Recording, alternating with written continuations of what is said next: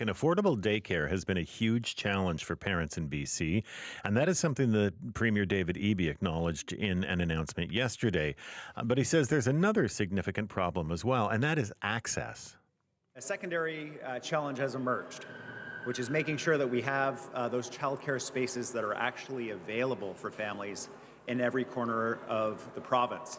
That it is seamless, that you can drop your kids off at the beginning of the day and pick them up at the end of the day at hours that actually reflect your working realities. That is Premier David Eby speaking at a news conference yesterday. He says his party has a solution to that lack of access, and that is to allow school districts to also be childcare operators. Now, the province introduced legislation on this yesterday, and to discuss that, we're joined by Sharon Gregson. She is a spokesperson for the Coalition of Childcare Advocates of BC. Sharon, good morning to you. Good morning. You have been advocating for something like this for quite some time. Why does this new legislation, or what does this new legislation actually mean when it comes to how childcare would work in this province? Well, right now, the School Act is a bit of a barrier because it prevents school districts from doing anything more than operating childcare on school days and before and after school care. It doesn't allow them to provide childcare for preschoolers, 3 to 5 year olds, or infants and toddlers. They've always been able to rent out space to other operators to Mm. do that, but not to actually hold the license and hire the staff and do it themselves. So you're right, we've been calling for this for years so that the School Act actually allows school districts to be the hubs for children that we already know that they should be and are for 5 year olds and up, but now for younger children as well and year round. So it's a really good news announcement. Never the end of the story, but this is a good move.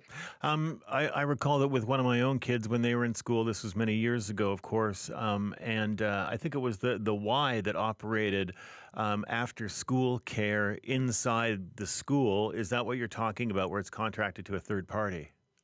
That's right. Usually the gym or the Yeah. lunchroom is rented out to somebody like the YMCA or a nonprofit provider to provide care.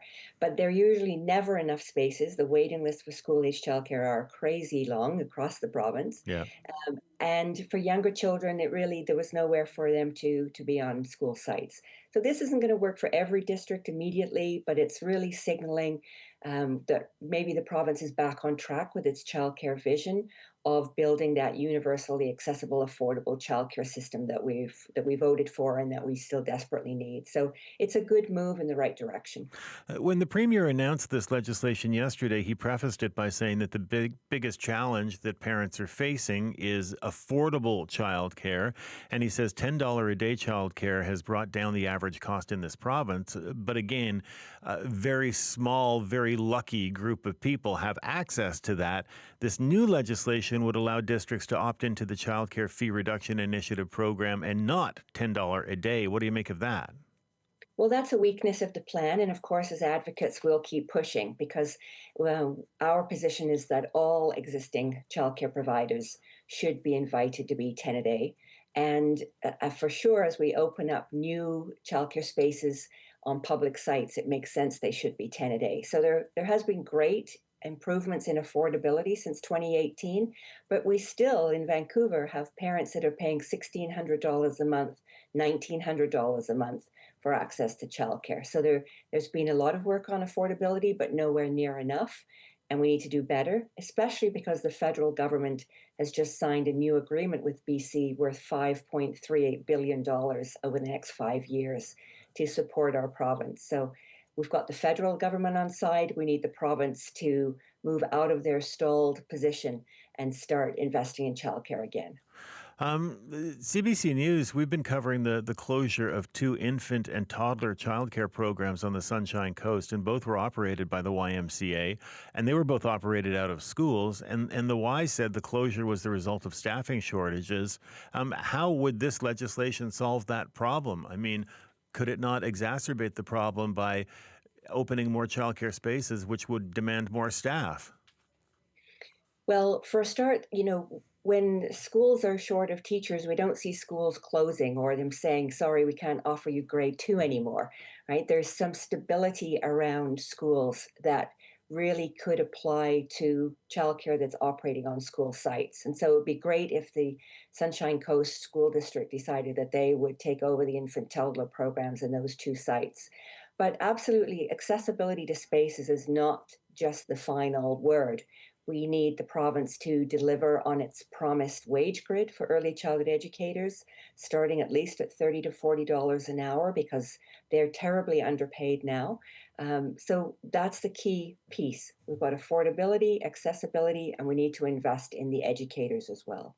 And again, I mean, as far as affordability goes, we do have, what almost feels like winning the lottery for people who end up getting, that reduced close to $10 a day childcare in this province. How many people are now able to take advantage of that?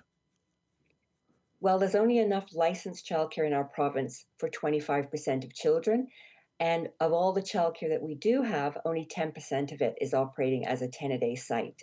This is why the advocates are recommending to government that all licensed childcare programs be invited to operate as 10 a day and move away from this hidden fee reduction and into 10 a day, which is what families really want and need, and what's good for the economy when more people can go to work and have money to spend in their local economy. BC does have a range of childcare options. I mean, there are for-profit centers out there. They're nonprofit. They're public. What does this model of childcare tell us about the direction the province wants to go with this strategy? Well, we're really pleased, not just because this is a good change, but because after a couple of years of stalled progress, it seems that perhaps we're back to seeing the provincial government having a vision for how they're going to deliver on their 10-year commitment to quality, affordable childcare. So this is good news, it's progress. And of course, schools are publicly funded facilities with qualified teachers, and they're the hubs of communities. So it makes sense that that's where we start to build our childcare system, or build more of our childcare system. All right. Sharon, good to hear you this morning. Thank you for the time. Thank you very much. You have a good day. You too. Sharon Gregson, spokesperson with the Coalition of Childcare Advocates of BC.